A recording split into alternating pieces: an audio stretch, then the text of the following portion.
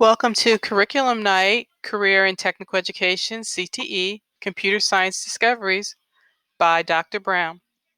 Today we will be looking at the ABC P&Ts of CTE. So let's go ahead and get started. A little bit about myself. I am originally from Maryland. I've been here in Charlotte for 9 years.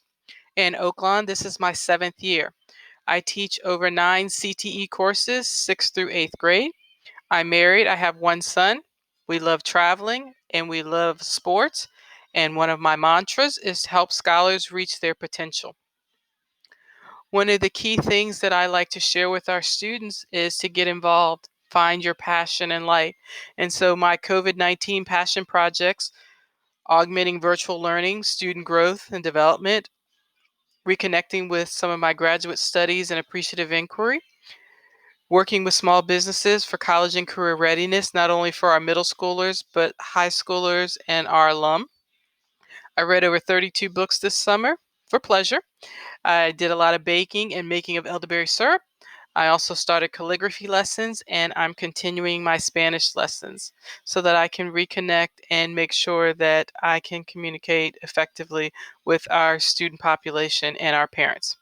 So let's go ahead and get started. The ABC P&Ts of CTE, Computer Science 1 and 2. You'll see the problem-solving model on the side. That is crucial to our development in this course. So the A stands for awesome. All of the scholars that I have are awesome. They bring it every day to class. Whether it's 4th block or 5th block, they have to have high energy, and I appreciate that. The B stands for be present. We have live Zoom sessions A or B day. They're only 30 minutes, and so I have to go over crucial material with them, make sure they have an understanding, the foundation, and then we usually have to work in breakout rooms.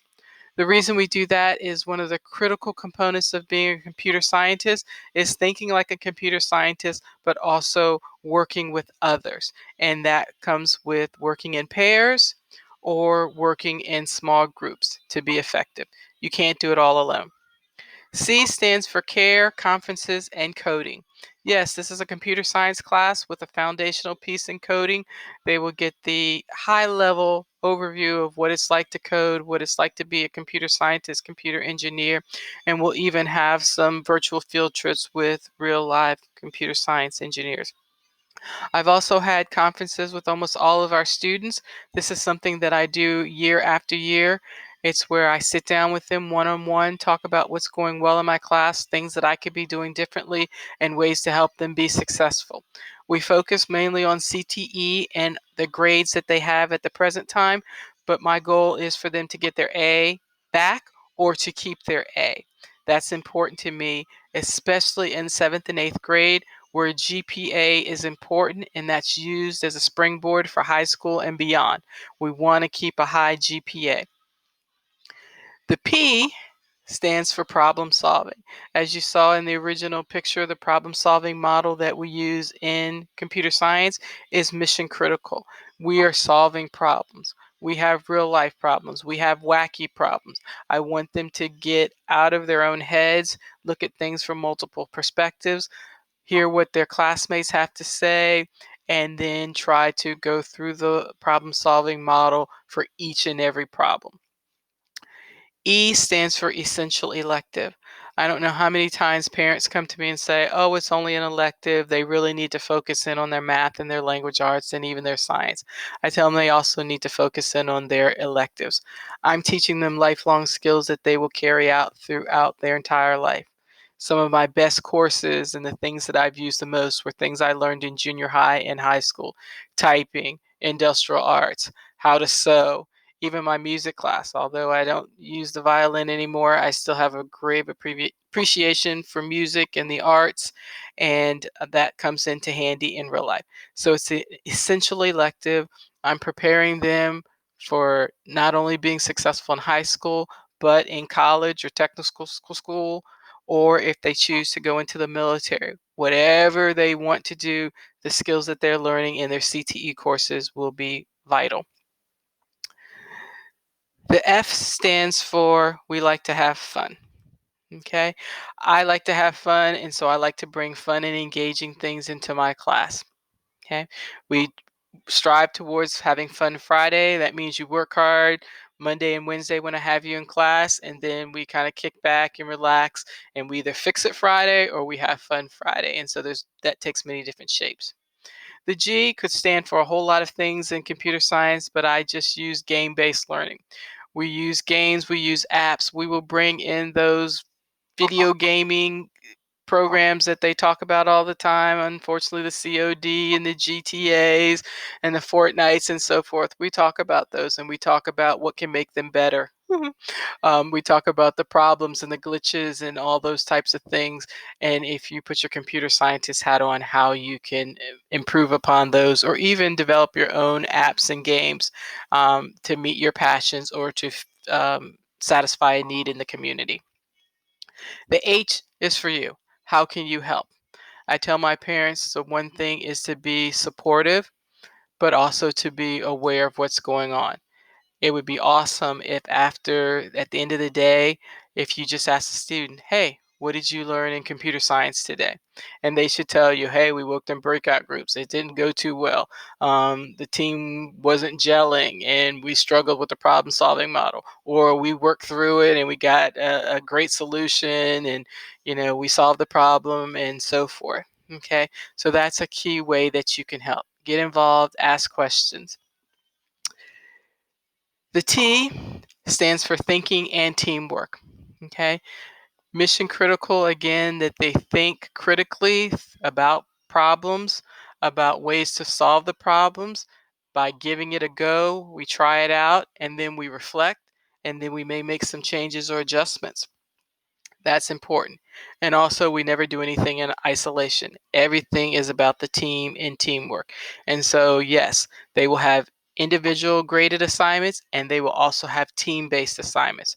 I try to mix the teams up to give everybody an opportunity to be successful, and they also have an opportunity to give me feedback. So, if a student says, hey, breakout Q1 was not working for me and I did the heavy lifting, they should have also communicated that to me in the feedback to say, Mary, Susie, and Joe, they didn't do anything or weren't valuable contributors. And so I can adjust grades accordingly to make it fair. So nobody should do poorly because the group failed to complete the mission. Finally, in order to help, I also need you to understand my grading policy. Very similar to everybody else in the middle school, except for I added one twist. A zero is a zero. Okay, that means the assignment or project was due, they failed to turn it in. When I graded it, it's a zero. They have an opportunity to clean any zeros up before the end of the semester and before the assignment closes. A one. I implemented that because students tell me all the time, I submitted it. And I go to look at it and it was the wrong assignment. It was for the math class or it was for science class. And so I put a one in there, meaning that's not my work. I can't grade it, or it was incomplete, meaning you didn't answer anything close to what the assignment was asking for, so I couldn't even grade it. They also have an opportunity to clean any of those up by the end of the semester. Code.org, which is one of the main programs we use, gives you an opportunity to retake things. So if it says take it multiple times and they don't do as well the first time, by all means, take the quiz or the assessment again. I will take the highest grade. Okay. Also, we have an end of course exam. This is generated by the district. I have no control over it, but I tell the students, don't stress. You will be prepared. I would give you all the tools and materials that you need to be successful and to show the district what you've learned from A to Z in terms of computer science discoveries. That will happen this semester in December. More to come. Finally, we can't do it alone. I'm one phone call, one email away. You can reach me at any time. Please allow at least 24 hours for me to respond and get back to you. But I love parent involvement. I love to know that you logged into Canvas and you saw that Johnny didn't submit an assignment on time or that Johnny got a low test score, and what can Johnny do? I appreciate it more when the student advocates for themselves. However, that's what middle school is all about. Parents still need to be connected, and so I appreciate that. Again, This is Career and Technical Education, Computer Science Discoveries, CTE, but I also like to create timeless encounters. I want them to remember these middle school years. I want them to remember that they got a chance to explore what coding and being a computer science engineer is all about, and that they got to talk with a real engineer and they got to share their app design. Those are memories for an eternity. And wouldn't it be awesome if they had that experience and they went to high school and then they took another class and then they decided that they wanted to go to college and major in comp sci or engineering or become an architect or go work for a gaming organization? That's the end goal for us all.